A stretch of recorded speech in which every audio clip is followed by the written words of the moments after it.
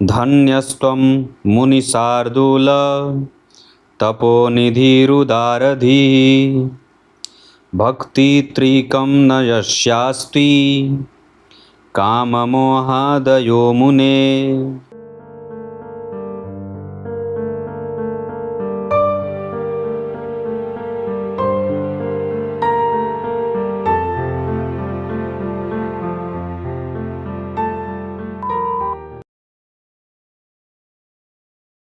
प्रिय दर्शकों नमस्कार, एक बार फिर से उपस्थित हूँ आप सबके सामने मंगलवार के कार्यक्रम में।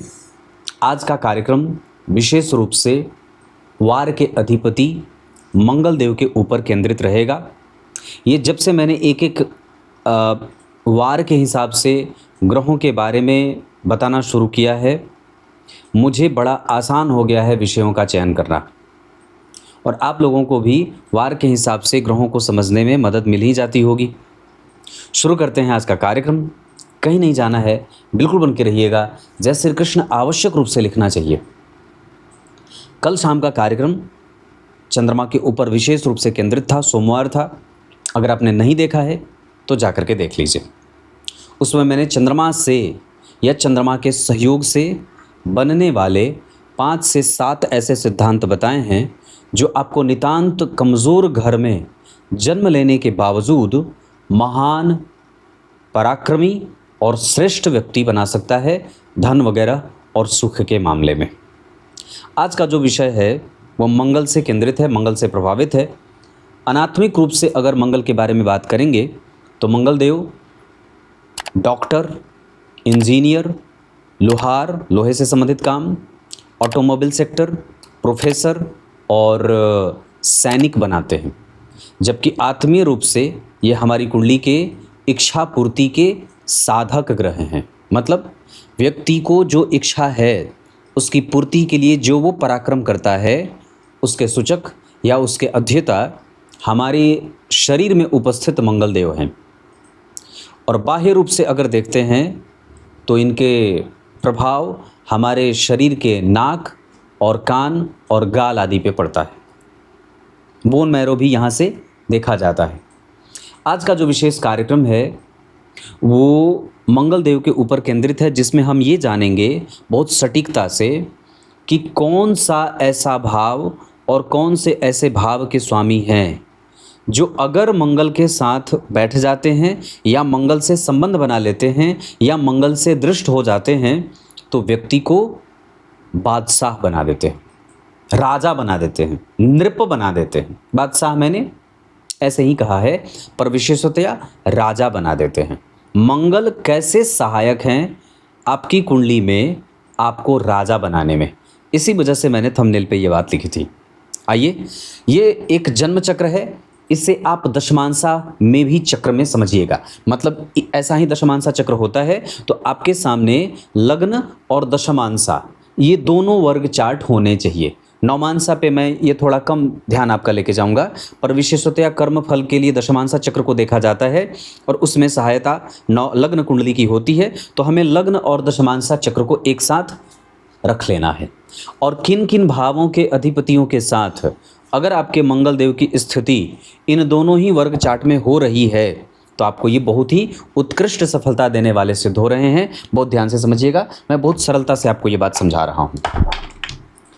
जन्म कुंडली के तृतीय भाव के स्वामी के साथ मंगल का संबंध याति बनता हो, या तृतीय भाव में मंगल या तो लग्न कुंडली में या दशमांसा कुंडली में बैठे हों या उनके साथ, जैसे मान लीजिए तीसरे भाव का स्वामी आपकी कुंडली में जो ग्रह बनता हो, अगर वो मंगल के साथ बैठा है कहीं पे भी तो ये आपको उत्कृष्ट सफलता देने वाला बना देगा, क्योंकि मंगल पराक्रम के कारक होते हैं।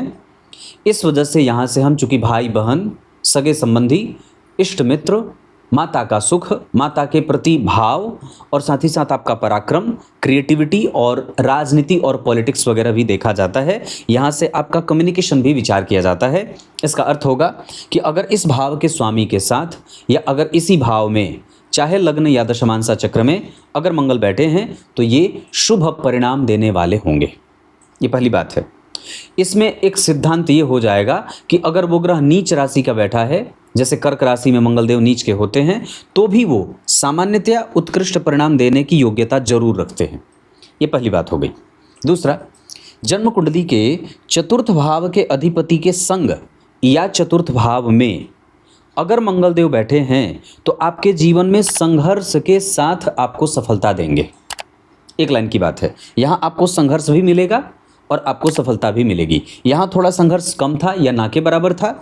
चतुर्थ स्थान में अगर दशमांसा चक्र में या लग्न चक्र में अगर मंगलदेव बैठे हैं या उस भाव के अधिपति को देख रहे हैं, मान लीजिए चतुर्थ भाव के अधिपति बुध हैं, मंगल यहाँ बैठ गए, यहाँ से इन्होंने देख लिया, तो अब आपके जीवन में संघर्ष भी रहेगा और सफलता भी रहेगी। मतलब हमें इस बात के लिए तैयार हो जाना चाहिए।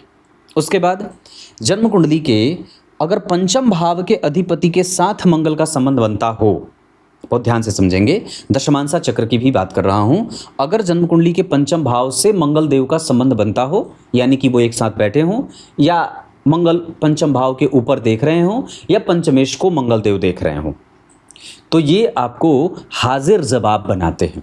साथ ही साथ डिप्लोमेसी आपकी बड़ी तगड़ी होती है। इतना ही नहीं, आप बड़े से बड़े महारत हासिल करने वाले किसी विषय के जानकार को भी अपने आगे घुटने टेकने पर विवश कर देते हैं। आपकी क्रिएटिविटी और उत्कृष्टता इतनी मजबूत होती है कि आप किसी को अपने सामने चलने या टिकने नहीं दे सकते। ये इस कुंडली की सुंदरता है पंचम भाव की। या दशमांसा चक्र में भी ऐसा ही परिणाम आपको देखने को मिलेगा। उसके बाद चूंकि मंगलदेव को छठवें भाव से भी संबंध में देखा जाता है, तो जन्म कुंडली के छठवें भाव से अगर मंगलदेव का संबंध बनता हो या छठवें भाव में मंगल बैठे हों या छठवें भाव के अधिपति पे इनकी दृष्टि हो, मान लीजिए छठवें भाव के स्वामी गुरु हैं, वो लग्न में बैठ गए और मंगल यहाँ से देख करके उनको देख लिए, उदाहरण दे रहा हूँ, तो ऐसा मंगल आपको किसी भी स्थिति में हारने नहीं देने वाला होता है।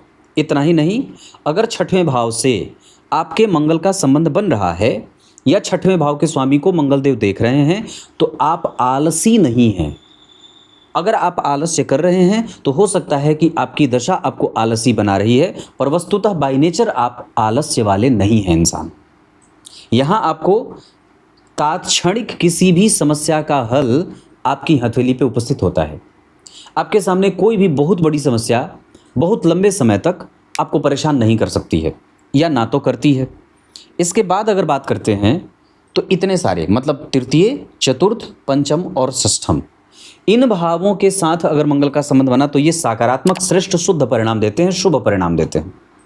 एक भाव और बनेगा, अगर जन्म कुंडली के 12वें भाव में मंगलदेव उपस्थित हैं अपनी राशि के, या 12वें भाव के अधिपति के साथ वो बैठे हैं, या 12वें भाव के अधिपति के साथ वहीं बैठे हैं, या 12वें भाव के अधिपति को वो देख रहे हैं, देर से ही सही पर आपकी सफलता आपके पास आ जाएगी। पक्की बात है। अगर 12वें भाव के अधिपति के साथ मंगलदेव बैठे हैं या 12वें भाव के अधिपति पे मंगल की दृष्टि है, तो संघर्ष तो है पर सफलता भी सुनिश्चित है। ये मंगल आपको इतना आक्रामक रवैया अपनाने वाला बना देते हैं कि आप चाहे कितने ही लंबे समय से संघर्ष में क्यों ना हो, आपकी जीत सुनिश्चित है। आपसे कोई जीत नहीं सकता, क्योंकि ये 12वां भाव इस तरीके से, क्योंकि वहाँ पे आपको एनर्जी का फ्लो अच्छा रहता है।